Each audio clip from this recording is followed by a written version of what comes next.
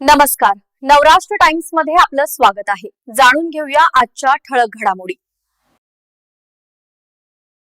अमळनेरमध्ये मानवतेला काळीमा फासणाऱ्या 2 धक्कादायक घटना समोर आल्या आहेत. एका बेवारस मृतदेहाची अंत्यसंस्कारासाठी स्वतंत्र वाहनाऐवजी कचरा वाहणाऱ्या घंटागाडीतून वाहतूक करण्यात आल्याचा आरोप होत आहे. त्याचवेळी अमरधाम स्मशानभूमीत अपुऱ्या सुविधांमुळे मृतदेह पूर्णपणे जळत नसल्याने त्यांच्या अवशेषांची विटंबना होत असल्याचे गंभीर आरोपही करण्यात आले आहेत. विशेष म्हणजे या प्रकरणात अमळनेर नगरपालिकेने जबाबदारी स्वीकारण्याऐवजी ती पोलिसांवर ढकलल्याचा आरोप होत आहे. त्यामुळे नागरिकांमध्ये तीव्र संताप व्यक्त होत असून संबंधित आरोग्य विभागातील अधिकारी आणि नगरपालिकेच्या मुख्याधिकाऱ्यांवर कायदेशीर कारवाई करण्याची मागणी जोर धरू लागली आहे. मृत्यूनंतरही माणसाला सन्मान मिळत नसेल तर ही केवळ प्रशासकीय चूक नसून संपूर्ण व्यवस्थेच्या संवेदनशीलतेवर उभा राहिलेला गंभीर प्रश्न असल्याची भावना नागरिक व्यक्त करत आहेत.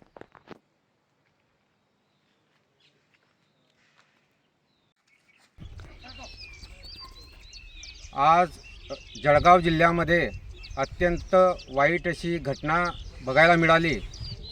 जळगाव जिल्ह्यातील अमळनेर शहरामध्ये अमळनेर नगरपालिकेच्या हद्दीमध्ये एका बेवारस मृतदेहाची विटंबना झाली. त्याचं कारण असं आहे की मागील 2 ते 3 दिवसापासून बेवारस मृतदेह जमिनीवर पडलेला असताना त्याची विल्हेवाट लावताना अक्षरशः कचरा गाडीतून मृतदेहाची विल्हेवाट लावण्यात आली. आणि जेव्हा जबाबदारी घेण्याची वेळ आली तेव्हा अमळनेर नगरपालिकेचे नगराध्यक्ष यांनी हात झटकले की ही आमची जबाबदारी नाही. आरोग्य विभागाने सुद्धा हात झटकले की ही आमची जबाबदारी नाही.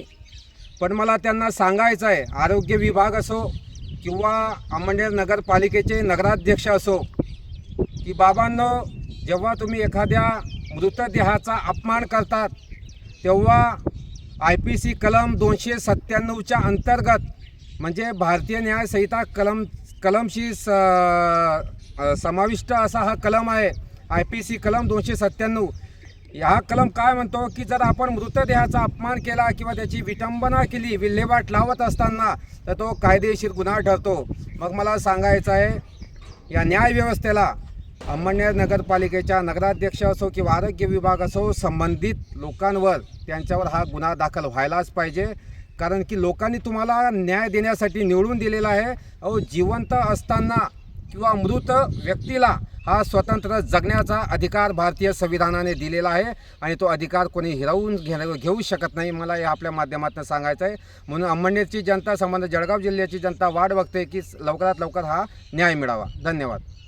शासकीय रुग्णालयांमध्ये उपलब्ध असलेली रुग्णवाहिका, शासनाची रुग्णवाहिका व EMS मार्फत उपलब्ध करण्यात येणाऱ्या 108 रुग्णवाहिका यांची नोंदणी फक्त रुग्ण स्थलांतर करण्यासाठी केलेली असते.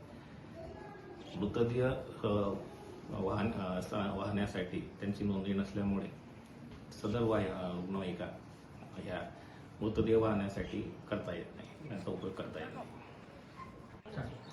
ग्रामीण रुग्णालयांमध्ये शवविच्छेदन केल्यानंतर मृतदेह तपास करणाऱ्या पोलीस अधिकारी कर्मचारी यांच्या ताब्यात दिला जातो व त्यानंतर ते नातेवाईकांच्या ताब्यात दिला जातो. तशी पावती पोलीस घेऊन घेतात.